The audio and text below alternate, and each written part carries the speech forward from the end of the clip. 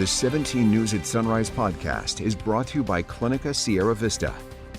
Welcome back to the 17 News at Sunrise podcast, where we share your news on your schedule. Working in the spirit of the Golden Empire, this is 17 News at Sunrise.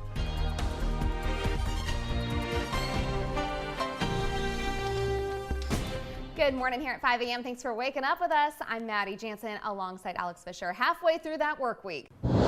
And this morning, an inmate wanted for attempted murder is on the run this morning after escaping KCSO custody yesterday. And right now, sheriff's deputies are looking for the man, 34-year-old Marcos Rosales. Information regarding an inmate that escaped from the Control 1 transport unit, fled on foot, will be wearing tan inmate clothing. Deputies say Rosales escaped as he was being transported to a medical appointment in downtown Bakersfield. Rosales had been transported in a KCSO van without shackles by a single sheriff's deputy. As that deputy was getting him out of the van, KCSO says Rosales threw a powdery substance at the deputy's face. When the transportation deputy removed Rosales from the vehicle, the inmate Rosales assaulted the deputy by discharging an unidentified powdery substance into his face and eyes. Rosales then fled on foot. We need them to call 911 if anyone sees him. Officials say Rosales then carjacked a woman driving nearby and then took off. He has not been seen since. Rosales was being held on multiple charges, including attempted murder and assault with a deadly weapon. Now, KCSO says to their knowledge, proper protocol was followed before Rosales escaped. They say he should be considered dangerous, and if you see him, call 911.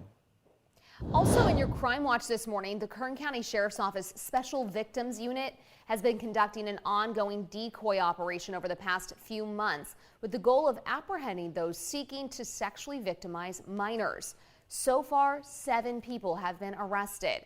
KCSO urges parents to monitor their kids' internet activities and report any suspicious activity to the Sheriff's Office. In your 17 Court Watch this morning, the trial over Pacific and Gas and Electric's 2015 pipeline explosion continues today. Opening statements began on Monday. The November 13th, 2015 explosion at Weibel and Houghton Roads inflicted second and third degree burns to Gloria Ruckman and her mother. Ruckman and her family are now suing PG&E, Big and Deep Agricultural Development, and AgWise over the blast. Attorneys for Big and Deep, the McFarland company that was preparing soil for almond tree planting when its operator struck the pipeline, said diagrams submitted by PG&E show markings for the pipeline were at least 100 feet apart. According to state regulations, they're supposed to be no more than 50 feet apart. Attorney Theodore Hope claimed that the utility also failed to investigate why the explosion happened in the first place. Did they do the root cause analysis here? They did not. Their experts said we were tasked not to do a root cause. Why? They always do it. You need paperwork. PG&E attorneys yesterday focused on multiple accidents they say were the fault of Big and Deep owner Jeff Alexander. The utility claims it properly marked the dig lines before the explosion and followed all safety procedures. 5:05 is your time now. The man who punched radio host Ralph Bailey in the face and shattered his jaw was sentenced yesterday to 2 years in prison. Surveillance footage captured the altercation last summer as Bailey was celebrating his birthday at Casey's Steakhouse. Video shows Bailey dancing with a woman when 36-year-old Alexander Vera cuts in. Vera then repeatedly punches Bailey, who at one point nearly falls against the bar. In May, Vera pleaded no contest to battery with serious bodily injury. Court records show Vera had a prior conviction for assault with a deadly weapon. We now know the name of a woman hit and killed on Highway 99 early Sunday morning. 22-year-old Adriana Gomez was hit while walking down Highway 99 near Plans Road. She was hit and killed. No one else was hurt, and no word on why Gomez was on the highway. CHP says alcohol or drugs may have been factors in the accident. We've also learned the name of a woman hit and killed by a Hall ambulance maintenance vehicle last month. 59-year-old Elizabeth Jane Vigil was hit in the 1900 block of Truxton Avenue. The driver of the vehicle remained at the scene and cooperated with police. Authorities have released the name of a man who died when his car veered into a parked semi-truck last week. 63-year-old Jose Jesus Macias died in the crash early Friday morning.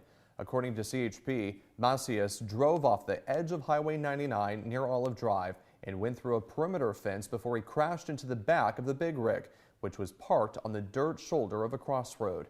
Macias was taken to the hospital where he later died. And the two people killed in a suspected DUI crash Saturday have also been identified. 33-year-old Ray Segura and 30-year-old Fancy Renee Castro were killed on State Route 155 early Saturday morning. The CHP says Segura and Castro's Kia was broadsided by a Dodge that failed to stop at a stop sign. Both Segura and Castro died at the scene. The 17-year-old driver and passengers of the Dodge were taken to Kern Medical with moderate to major injuries. They've not been identified. However, authorities suspect the driver of the Dodge was under the influence. We continue to track the COVID-19 pandemic here in Kern County, and public health officials announced 970 new positive cases of COVID-19 yesterday, but no new deaths. State data shows we have 77 people in the hospital with more severe symptoms of COVID-19. 16 more are in the ICU. Kern County has lost 2,499 lives since the beginning of the pandemic. In an effort to get more monkeypox vaccines into arms, the FDA announced yesterday a single vaccine dose can now be divided up. The emergency authorization allows healthcare providers to get 5 doses of the vaccine, but it must be administered intradermally under the top layer of the skin. The lower dosage delivery will stimulate an immune response because the skin has more immune cells than that of fatty tissue. The FDA continues to recommend providers administer 2 vaccine doses 28 days apart.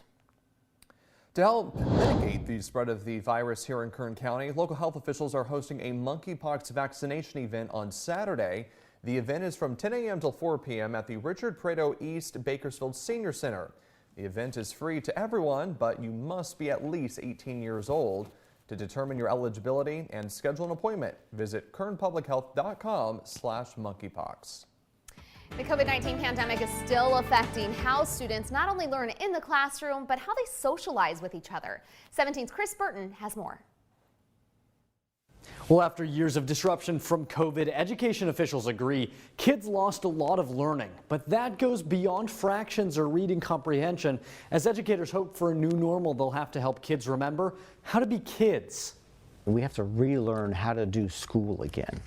More than 2 years after COVID-19 forced kids out of classrooms, students and educators are still feeling the effects. As teachers struggle to catch students up in the classroom, they're also seeing lost growth on the playground and in the hallways. That was gone for about 2 years, and then they all came back, and they had to relearn it, and it was there was some difficulties with that. When students came back to campus last year, educators started noticing gaps. Not just words they couldn't pronounce, but life skills they didn't have. One teacher told me she had to run a mini course for her first grade students on how to open snacks. And without practice socializing, kids started to hide, literally and figuratively. For a lot of the kids that are in that delicate stage of development, the mask became that barrier, or that protective measure, is what I'm saying. But even with masks mostly gone, Standard Middle Principal Richard Connolly saw students put up barriers last year. This year, with hopes of less disruption ahead, he and his staff are getting a jump start at reintroducing kids to each other.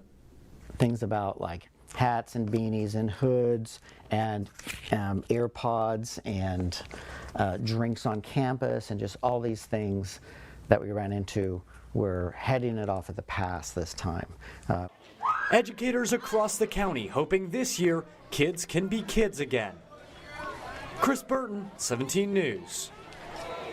We are learning more now about how it all happened and what federal agents may have been looking for when they searched former President Trump's Florida home and office at Mar-a-Lago. Jay Gray has the latest on Capitol Hill. We now know the FBI search and seizure at Mar-a-Lago is the escalation of a back and forth between former President Trump and the Department of Justice for months before federal agents broke the locks on a basement storage area and, Mr. Trump says, opened his safe, removing about a dozen boxes from his office and private residence in Florida. I'm sure that they're claiming that there was something, terribly egregious, that's a grave matter of national security The problem is there are no crimes committed. Multiple sources say the investigation is centered on sensitive, highly classified documents.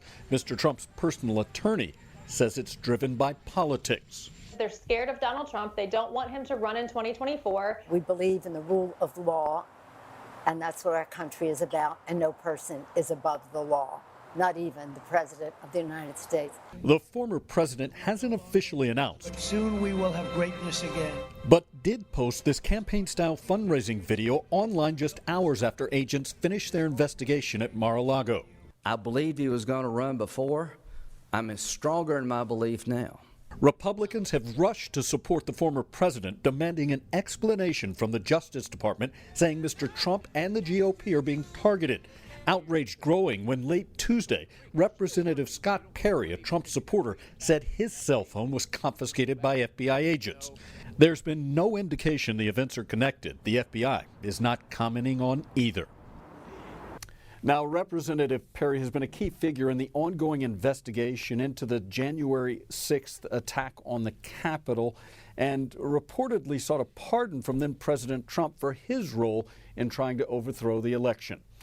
Jay Gray, NBC News, Washington. Now, many Republican leaders, including Bakersfield Congressman Kevin McCarthy, are speaking out in defense of former President Trump. It comes as McCarthy's been in the spotlight this week, particularly at CPAC, a gathering of some of the most prominent conservative names in politics. Almost immediately after we learned of this search earlier this week by the FBI, McCarthy took to Twitter to criticize the move. He specifically called out the Department of Justice, saying it has, quote, reached an intolerable state of weaponized politicization. McCarthy also reaffirmed his commitment to investigating the department and Attorney General Merrick Garland if the GOP retakes control of the House in this year's midterms. That is something McCarthy has talked about a number of times since President Biden took office. This time, McCarthy specifically writing, quote, Attorney General Garland, preserve your documents and clear your calendar. Some conservative figures question McCarthy's chances to be Speaker of the House should the GOP win control in November, including close Trump ally Republican Representative Matt Gaetz, who suggested GOP Representative Jim Jordan should take the role instead. And a question that I have gotten consistently at CPAC today, can we trust Kevin McCarthy? Can we trust Kevin McCarthy to be in the battle with us and not be a valet for the lobbyists and special interests? McCarthy's team did not respond to a request for comment on Gaetz's remarks, but this isn't the first time Gaetz has talked about McCarthy's fundraising efforts. In fact, just a few months ago, he referred to McCarthy as the LeBron James of lobbyists and PAC fundraising in an interview with Time magazine. And as McCarthy has gained political success, he has become one of the most effective fundraisers on Capitol Hill. His personal campaign committee has brought in more than $20 million this election cycle, more than any other House candidate. We have been looking at McCarthy's fundraising for weeks, particularly the big events in Washington surrounding when McCarthy has raised a lot of money, as well as who he is giving it to.